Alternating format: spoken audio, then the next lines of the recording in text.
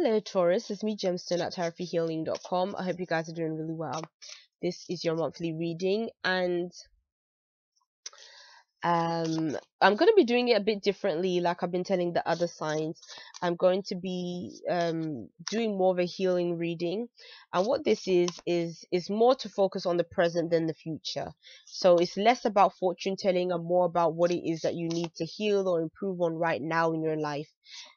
Now, that doesn't mean that what I'm telling you guys is going to be happening in your life right now. It could be happening in your life a few weeks from now or something like that. Or being that these are general readings, it may not happen at all. Let's be honest. But I just hope that whatever comes out of it will be helpful to you. And I'm not saying that I'm going to keep this format all the time. I'm just keeping it for now, or doing it for this month really, and seeing how things go. So don't be too upset if you're like, oh, I used to do it like this before and now I'm doing it like that. It's just to switch things up and change it up a bit.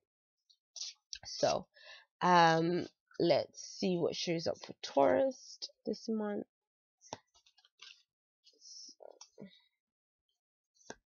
What Taurus needs to heal, and I'm going to be using the animal wisdom cards. You have the Eight of Fossils. Thank goodness you had something completely different, because so many of the other signs I'll be getting like kind of similar messages. So the Eight of Fossils would be the Eight of Pentacles. Now, so what this is saying is, in terms of healing, it's talking about your repeated patterns, the things that you do over and over again, things that may be a habit to you. One of those things where you could be doing it for so long that it becomes a part of you, but it may not always be the best thing for you. That's the thing. So I kind of feel like the cards are kind of saying, what habit do you have, or what do you do repetitively that may be hindering you in some kind of way, or that you could heal at this time, maybe to make you perform in a better way, make you do better in life in general, maybe improves your life in some way, shape, or form. That's kind of what I'm thinking about. This card could be showing you. It also could be saying maybe you have to develop a new way of working or a new way of doing things. Like with the Eight of Fossils, it can be like when you tried and tried and tried at something, but it's like, has it paid off for you? Like, it's kind of like you have to ask yourself that question. Or have you been doing the same repetitive things, hoping for different results, and the results have never changed? Could be that as well. So it's sort of telling you that this month is a good month to really look at your cycles. What cycles do you need to break, or do you need to change a bit?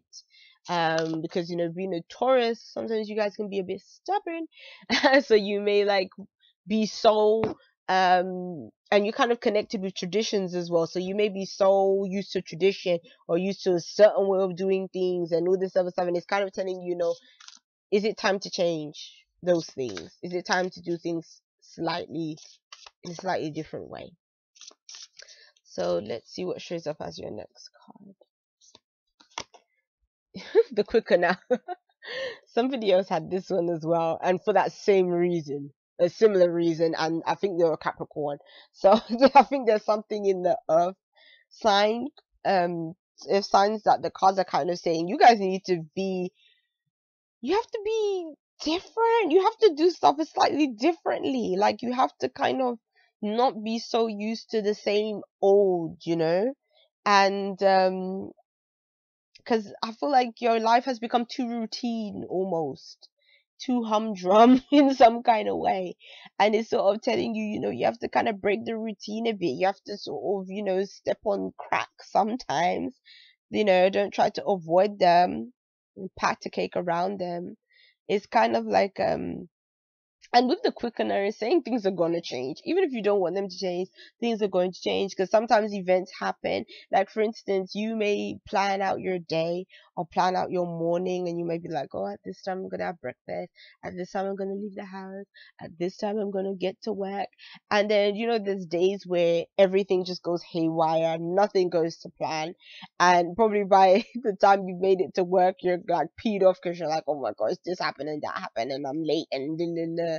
But again, it's because life happens that way. Not everything is predictable. Not everything stays the same. Not everything becomes, exactly the same routine all the time. So I feel like life in some way is teaching you that you need to be a bit more flexible. You need to be a bit more ready for change, a bit more open to change, and a bit more open to just letting things happen versus trying to be so rigid about certain things. So I kind of get that impression. And so let's see where we go from the tower. Okay. The tower. You have the moon, the dreamer. She's the rabbit. Okay, so having the moon there afterwards is, I feel like the moon is almost like the peace after the storm, with after the tower has fallen. It's like the moon is what gives you the chance to say, okay, this is gone now. So um you know the only thing that's left is to go within. Sometimes when everything has shaken up on the outside, the only thing you can do is really go within, because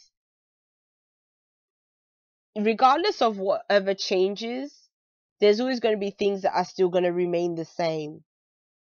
And so it's almost like, for instance, we can go through a traumatic event, and yes, to a certain extent that event would have changed us, but still there's going to be parts of our character that's always going to be the same.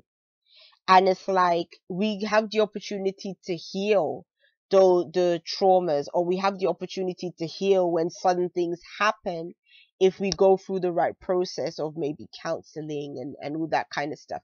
If you go and find the right kind of treatment, you can heal it.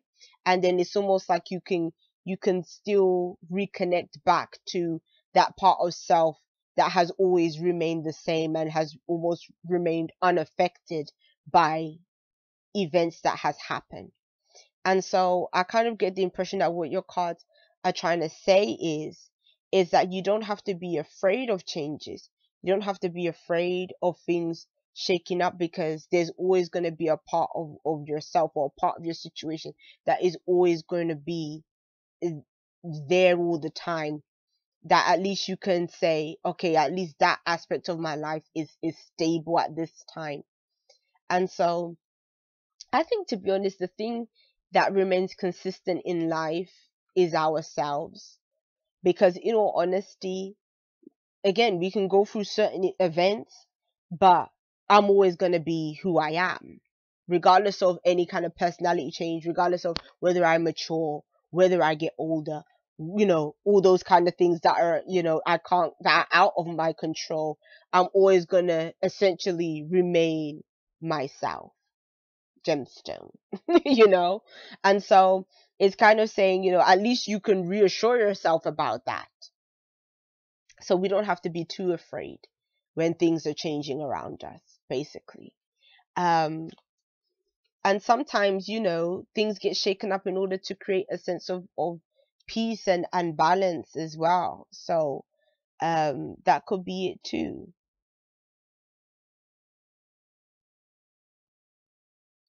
Let me see what the last card is, and then I'm gonna look at them all together and see what additional message comes out. Ten of Feathers. Somebody else had the Ten of Feathers too. And did they have it with the Tower? I don't think they had it with the Tower, though. Or maybe they did. I can't remember.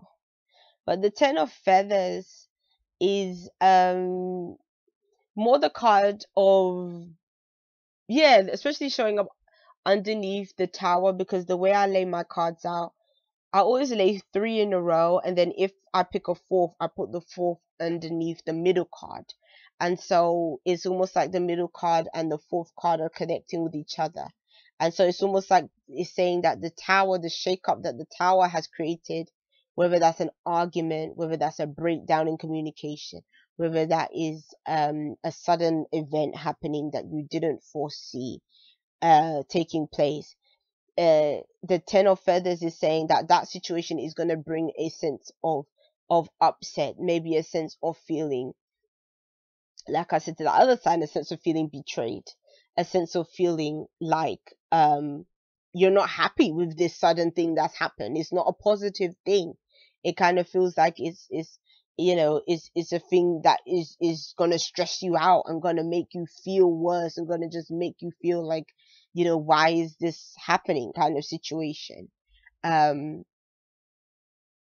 so what is kind of saying altogether is, I think it kind of goes back to just what I was just saying just now, that there always are going to be certain things that are going to be outside of our control, certain events that are going to take place that are going to open our eyes to certain things. Um, and the moon is saying after the event, you might be feeling very sensitive. You might be feeling very vulnerable in some kind of way. Like when you look at this rabbit, he kind of just looks out there in the forest and he's looking up, but then I don't know why, but I've never really looked at this card this way, but when I just looked at this card in relation to what I've been saying, I kind of feel like the rabbit is a bit lost.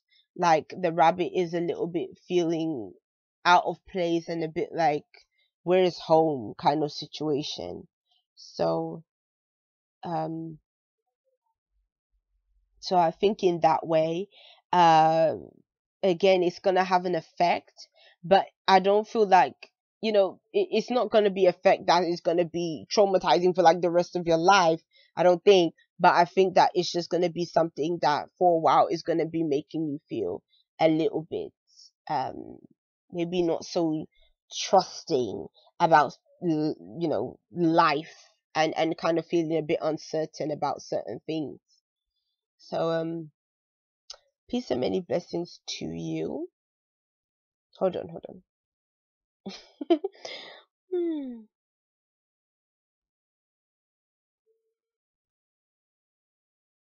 Mm. Or for some of you guys, it could be like a shake up in something that you've been working on and trying to do. Could be shaking things up.